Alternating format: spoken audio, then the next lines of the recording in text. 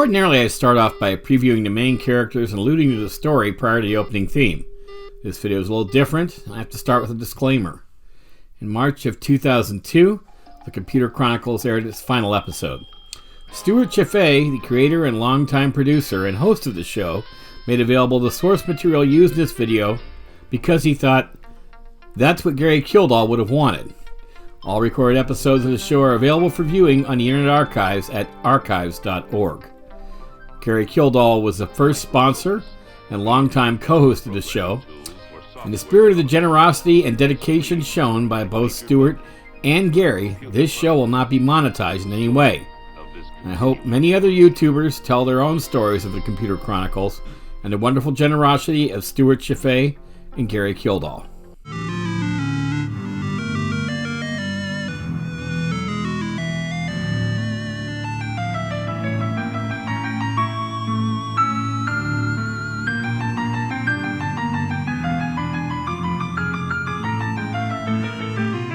Stuart Chaffee was a bit of a Renaissance man. He started out life as a bit of a graduate student, growing up in Philadelphia and attending public school. In Philadelphia, it's worth $50. He moved on to the West Coast for college, double majoring at USC and attending Harvard Law School. With those kinds of credentials, he could have been easily a federal judge, a senator, maybe even president. But his calling was very different from his classmates. Silicon Valley is actually a fairly large area. Palo Alto, of course, is at the center, but little burgs like Sunnyvale and San Mateo also qualified. Silicon Valley was full of engineers. What they lacked were people to explain what Silicon Valley was and why what was happening there mattered. The three media kings of the area would wound up being John Dvorak in print, Leo Laporte in radio, and Stuart Chaffee in television. All three seemed like unlikely candidates, but Stuart was by far the most unlikely. I have no good account of exactly how it happened, but I know that he ended up managing the San Mateo PBS station. PBS was still new then and definitely on the cutting edge. But Stuart was curious and a big gadget head. In 1978, he went to his local Radio Shack and plunked down his own money to buy a TRS-80 Model 1. Admittedly a fanboy and not a coder, he had to attend a users group to be really able to effectively use his new toy. In those days, users groups served several purposes, social, of course, being the primary, but the third and the one that most interested Stuart was the introduction and promotion of new products and technologies. As the founder of the West Coast Computer Fair, which was famously the place where Apple Computer had its coming out, and Radio Shack got the computer bug, Jim Warren was perhaps the most knowledgeable person on earth when it came to computer add-ons or peripherals. For the most part, if I wanted to, say, sell a third-party Apple disk drive, my best bet would be to advertise it in a user group newsletter. But most of these user groups were small. Stuart noted 20 or so people in the garage. So he had the idea to bring Jim Warren into the studio with some techie guys and have a televised user group of sorts and call it Computer Chronicles. After a couple of years, Stuart decided he would like to take the show national. But in order to do that, he would have to be more informative to a less geeky audience. Warren was not really interested, so Stuart took the reins and tried to get corporate sponsors to pay for the production. For a PBS show, it was really expensive. At the time, At the Movies, the film review show featuring Gene Siskel and Roger Ebert, was not only the number one show on PBS, but one of the number one shows, period. Stuart knew that he would need a big budget. It turned out to be close to $1 million an episode at one point, which was a lot of money at the time. He would need a big corporate sponsor, so he began a road show to raise money. The first promising lead was Apple Computers. It would seem like a logical choice given that many PBS stations, including where the show was to be filmed, had close associations with colleges and universities where Apple wanted its computers. But upon meeting with Steve Jobs in front of the whole Apple marketing crew, he was shot down because Steve did not want to pay to promote other people's products. I'd rather spend the money in a Super Bowl ad, he said. So Stuart kept trying, just phoning people he thought might have an interest. Gary Kildall, founder of Digital Research and the father of CPM, not only said he wanted to talk about it, he sent a helicopter to pick Stuart and the production team up. After being pitched, Kildall said it was too rich for Digital Research's blood, but he did agree to provide a sponsorship of $25,000, in the hopes of it helping to get a sponsor who would help launch the show. But in the meeting, Kildall suggested he might co-host with Stuart. Kildall was extremely well-liked and respected, was also tall and had a good presence, and handsome, with a full head of hair. All things that Stewart lacked, so he immediately said yes.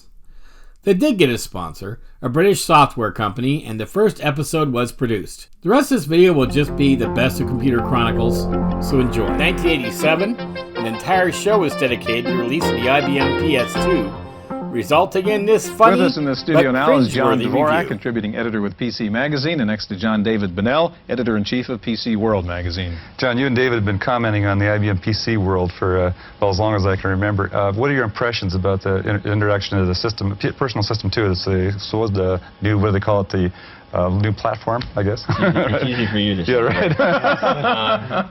I like the size of the thing, that's one thing for sure, and the engineering inside is unbelievable. It's just fantastic, but the performance of the machine, except for the hard disk, it has a special cache that allows it to run a lot faster, or effectively faster. John, one of the things I think you do like about this machine is how quickly you can take it apart, and it's kind of modular design. Can I ask you to sort of shut it down and Yeah, we're going to see what... do that for me there? It does turn off. I don't particularly like this switch in the front, by the way, although some people think it's a good idea. It turns we'll out get rid of that it will just allow people to accidentally turn it off easier. Takes this little 3.5-inch disc out. Most of the components of this machine, if you know what you're doing here, slide out, and things pop out. This is kind of interesting. They've got this. You sure it pops out? Yeah, they all pop out. It's just what's interesting about this particular. It's like Gotta get this little button here, you know. Oh, there it is. This is the tool that I didn't use to pop these things out. There's a little tool here, and you can pop out all these little rivets. There's a rivet here. Let me get this thing out of here. Well, anyway, This really is a kind of a rector set normally approach. a piece I can of see cake how to pop easy this this is out. to get Yeah, out. no, this is real simple to pop out here. We just pop this sucker out here. Well, let's see. Well, normally this thing just pops right out. It's very easy to do. I seem to be missing a couple of these little bolts down here that normally... people don't think that these little bolts are going to last very long, but that's the only problem. Those little plastic things that keep it all together. Yeah. I think you're getting closer. Yeah, I am. I'm missing... Up there it is. Okay. David, while he's messing around... oh, you got it. Yeah, You got it. there Okay. And then this hard disk like slides right out, and you can pop a new one You got in. more bolts to pump in there, I think is the problem there. No, those are all This is really fun. For people that like to take their computers apart and put it back together, I think there's a Big tinker toy big set. market for that. Well, I mean, that's a serious question. I mean, what's the point, John? I mean, you like this, but I mean, is it important that you can pop all these things? Well, no, what it really means is that a service guy can come into a big company. They figure they're going to spend 25% less in service contracts. I mean, it'll cost 25% of what a service contract currently costs, because you can come in, pop the hard disk out, pop the speaker out, pop this board out, you can pop anything out, pop it back in almost instantaneously, and the machine will be up and running Fix again. it And real fast and big machine. companies Yeah. need that. yeah, I think these machines are really nicely targeted to large corporations. The question is, will they make an impact in small business and education and medium-sized companies? And that's not too clear yet. David, what is your overall impression of the pricing? How it compares with the rest of the machines that are out there now? Well, people are saying that they're amazed that the IBM pricing seems to be pretty high, but traditionally in the computer business, you start out with a high price and you can come down under it, and we know that the manufacturing costs of this machine are about 40% less than the traditional line of PCs, so IBM could lower the price significantly at a point when they need to do that. Gentlemen, we have about a minute left. Briefly, what's the good and the bad here of the Personal System 2 computers? John? Well, I think the good is that it sets a new standard for engineering. There's no cables in this thing, which is kind of interesting, and there's nothing worse than these old machines. They got cables all over the place. You pull the cover off, jerks a bunch of cables out. It's a real mess. This is just a very nice. It could be built by robots, and it's very state-of-the-art kind of architecture inside in terms of the engineering and design. I like that, and it's small and lightweight. Okay, David? Yeah, I think what's significant is the new operating OS2 system and breaking through the 640K barrier, which isn't out yet, but once it's out, it will allow us to have new categories of software, and we'll finally have multitasking and be able to do some interesting You're things. satisfied that's for real? I'm satisfied it's for real, but I'm not sure when it will come out. That's a big question. Gentlemen, you can continue to play there, John. If Yeah, you like. I'm Thank you just very hard much. disk out and take it home. We'll be back in So what just are a the- minute with In Jan Lewis. 1997, Computer Chronicles got involved in the browser wars.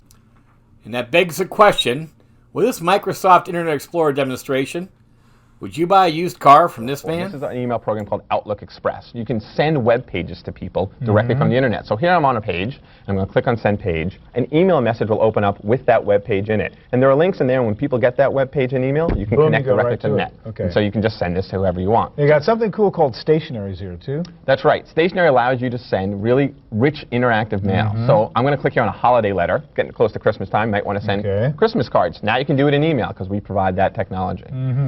HyperCard was a big innovation around the time that Steve Jobs left Apple.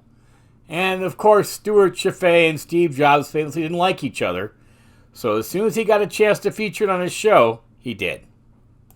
HyperCard, what is it? It's not hyper, it's not even a card, it's not quite system software, it's not quite application software. There must be at least one guy who knows what HyperCard is, Danny Goodman. He just wrote a 700-page book about it. And there's one other guy who knows what HyperCard is. He developed it, Bill Atkinson. They'll both be on our show. Today we unravel the mystery of HyperCard on this edition of the Computer the Chronicles. Apple II and got into games and drawings and things like that. It sort of has become a business computer now. Do you see that the HyperCard also is going to be a very powerful business tool? What sort of applications do you see? I think what it's going to do is to open up the software architecture of the Mac and let the nature of information on a computer go from text and graphics to text and graphics and interaction. Sort of the rest of the world's kind of catching up to the graphics part, where we're moving on to the interaction part. And so the programmers are actually going to be coming from some of the vertical markets and so forth themselves, rather than being the traditional programmers? A whole new body of people that have creative ideas but aren't programmers will be able to express their ideas or their expertise in a certain subject. One of the big traditions that Stuart Chaffee wanted to carry over from the original The Computer Chronicles were the buyer's guides, telling consumers what they should buy and where they should buy it. Here's a sample of some of those. Who has a stack of floppy disks sitting on their desk. Like me. This is a great gift because with this little tiny cool purple drive, you get a floppy disk sized media that holds 100 megabytes. Wow. Yeah, formatted about 94. Now the cost on that, I believe, is inexpensive too. That's like $200 for the drive, and then each disc is what, $20, right? Yeah, and that's list, so you know you can find it cheaper than that. Yeah, and what makes that interesting is it actually changes the way you might look at hard drives. You know, right now you have a fixed hard drive, and all of a sudden now I've got 100 megabyte cartridges where I can put images and pictures and special files that don't even have to be on the hard drive, as well as great for backup. Yeah. So you can just carry this thing around. Does this require AC, Suzanne? Or can you battery run that? No, this comes with an adapter.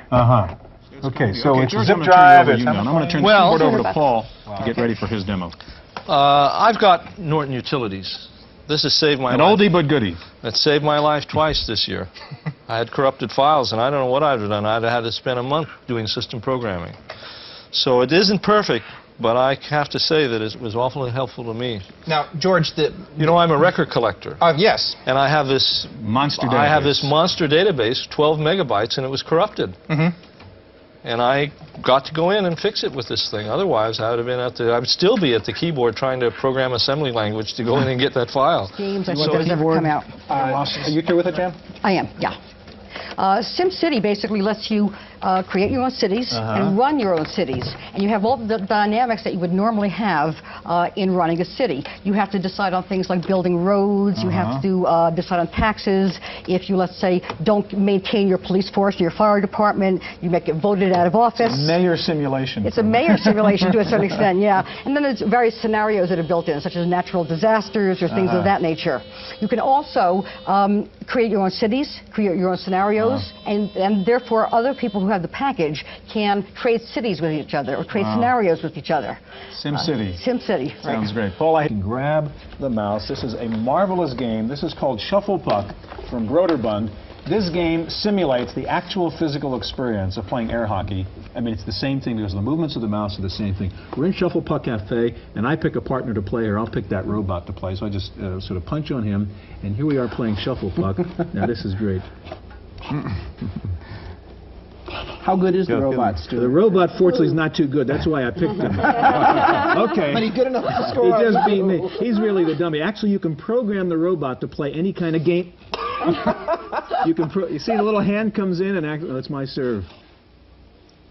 But it's just a marvelous game, and you can program the robot to play any way you want. So if you want a particular practice partner, you say, here's the way I want you to play. And Just like me on Crystal Play. Anyhow, no, it's not color, but you can pick any of those various characters inside the cafe, and each have different characteristics. It's just an absolutely marvelous game. You talk about addictive. It's been addictive to me. Anyhow. So you've made it as far as the parking lot outside your favorite computer superstore, and you know when you go inside the store, you'll see shelf after shelf of tantalizing software, hardware, and peripherals. How do you decide what to buy? What's new? What's neat? What works? Well, it's usually best to get the advice of friends. So today we'll gather some friends around the table as we bring you our annual Computer Consumers Buying Guide on this special edition of the Computer Chronicles. This is kind of neat. This is Audio Shop from Opcode. It's under $100, about $89 or something. It really gives you a digital audio studio on your Macintosh. It lets you mix sampled sounds from a disc with actual sounds from a CD, from a CD-ROM. It's kind of neat, $89 from Opcode called Audio Shop. This is really neat if you're into music. Instead of spending a couple $100 on one of those MIDI keyboards, this is the whole ball game. This is a whole tone generator from Yamaha. It has 192 instruments in it, 8 different drum sets, 28-note polyphony in here. I mean, it's a powerful, powerful thing that turns your Mac into a full-blown music studio. And it's not only a Mac. In fact, if you see back here, there's a little switch. It's got a built-in MIDI interface. It'll run on a PC, run on a Mac, do anything. It's the newest thing from Yamaha if you're really into music. That's kind of neat. So Audio Shop and this Yamaha tone generator. And how much is that? This is about $400, something like that, for the tone generator, $89 for Audio Shop. Great to turn your Macintosh into a music studio. Created by AMD. It's a computer. It's a computer going to be used by other companies. And what it is, it's using the AMD K62 450 megahertz chip with 64 megs of DRAM, although you can expand that up to 256. And that's the whole ball game right there. What is this little thing? CD-ROM, 24x CD-ROM, right? And a 4 gig hard drive with, of course, the mouse and the keyboard and the stereo speakers for $499. Now let's turn this thing around, because what's interesting is the sort of expandability and portability of this thing. Right. This is what also makes this unique. You have a telephone, modem built in, 3 USB ports, audio in it, audio out, microphone, video, of course, for the video monitor, Ethernet. And Ethernet. Wow. Now, the idea of a reference model, AMD created this to show computer manufacturers what they could do with the AMD That's chip. correct. That was the original issue, and then they went and sold them. So, for example, the first company that's going to have this is BioStar, and you're going to have these in stores actually now. So this is the idea of sort of an internet PC mentality, is that it? This is a new category that's just being flushed out right now, and these literally are called internet PCs. They're full PCs, but the emphasis is to be able to use them for internet connection, very low cost. So iMac, like, no floppy drive comes with it. No floppy drive, although with USB I can put just about anything with it. Right. Very cool. All right, Chris, let me turn to you, and we see all these great things. And of course, there's my, and what I think are most people's favorite episode is the Gary Kildall tribute in 1994. Sitting by my side as co-host was Gary Kildall. But Gary was a lot more than a TV host. Gary, in fact, was one of the most important individuals in the history of personal computing. Gary died last year, leaving a legacy not matched by many in this field. Today, we're going to devote the entire show to Gary Kildall and his role in the development of the personal computer on this special edition of the Computer Chronicles. Was perhaps best known as the man who chose to go flying on the day IBM came calling. It was the event which dogged him his entire life, and it has become a legend in personal computer history. But his friends and co-workers alike agree that the story is mostly myth, and that the facts are very different. Gary and I were scheduled to go that morning up to meet with Bill Godbout, who was one of the early people in the microcomputer scene building an S100 system, and we were delivering him CPM documentation. So Gary and I, as the story goes, were in fact flying. We flew up to the Bay Area, up to the Oakland airport, delivered the software to Bill, and flew back down and joined the IBM meeting. We were there for the meeting later in the afternoon. By that point in time, things had already gone a little bit wrong. IBM had come into the meeting. They had a what I would call a unidirectional non-disclosure agreement. The idea was that Digital Research was to agree that they had never met IBM and the meeting hadn't occurred. And yet everything that Digital Research disclosed to IBM was intended to be public domain. That was the way the agreement was structured. IBM also wanted to buy CP/M outright for a flat fee and rename it PC-DOS, terms that were unacceptable to DRI. IBM then approached Microsoft and tried to license its clone of CP/M called QDOS. When IBM discovered that it might be facing a copyright lawsuit, they returned to DRI and struck a deal.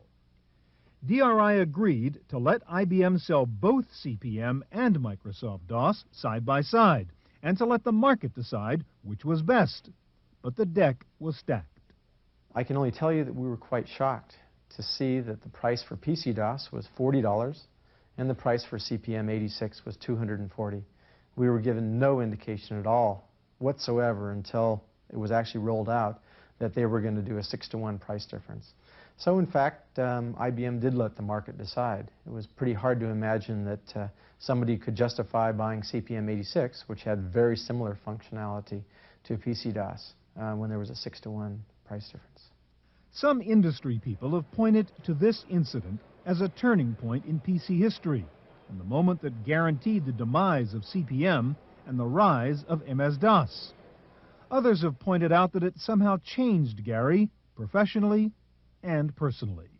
The frustration that I think more and more frustrated, and to a degree I have to be honest about, embittered him some in later years, was the fact that he continually had this comparison thrust on him. That anytime he would have an interview or meet a company in a business context, there were the frequent questions: did you really go flying when IBM came to visit? What really happened? So that would frequently be asked, and that was always a frustration, because Gary was a person that I think was very proud of his achievements, of the fact that he actually was instrumental in building this open architecture that we have in the industry. I think Gary's view was that what happened happened. I think he, if anything, regretted that people didn't appreciate the contributions he made. I think all people who are really driven to do something and who are very bright spend some time wondering about the ones that got away. But I think of all the people I've known in business, Gary worried the least about the ones that got away. DRI's loss of the IBM contract was Microsoft's gain, and the beginning of Microsoft's ascent to software stardom. But the reasons for IBM's decisions are still fuzzy and subject to different interpretations. I think what really changed the perspective from IBM's standpoint had to do with the fact that when Gates got involved, he basically said, look, we'll do whatever you need. We'll put energy, we'll put people, we'll work as hard as we can to make this happen. As opposed to the way Gary Kildell and his folks looked at it, which was, oh, here's another project. Remember, Kildell had already reached a certain level of success at that point, where at this particular time, Gates and the folks at Microsoft were in their very early stages. But I think that there's also some, I don't think blame's exactly the right word, but some responsibility goes to the customers as well. Because if IBM had not put all of their eggs in the Microsoft basket, they wouldn't have the problem that they do today, trying to sell Warp against, an OS2 against the monster that they kind of created. Whatever the reason, the competition between DRI and Microsoft seemed to become a personal battle between Gary Kildall and Bill Gates, at least in the public eye. Well, Gary always considered Bill Gates a very good friend. In those early days, they all they all were very friendly with each other and cooperative. And certainly Bill Gates says today that he sent IBM to DRI when they were looking for the operating system. I was on a panel that Ben Rosen put on for the Rosen Forum in those very early days. And Gary got up and talked about what his plans were for CP/M and where the company was going, and then made a comment. Well, this is a very large market, and there's room for lots of companies. And Bill Gates interrupted, and he said, no, there'll only be one company. That's it for the Computer Chronicles episode of Dinty's Hideaway.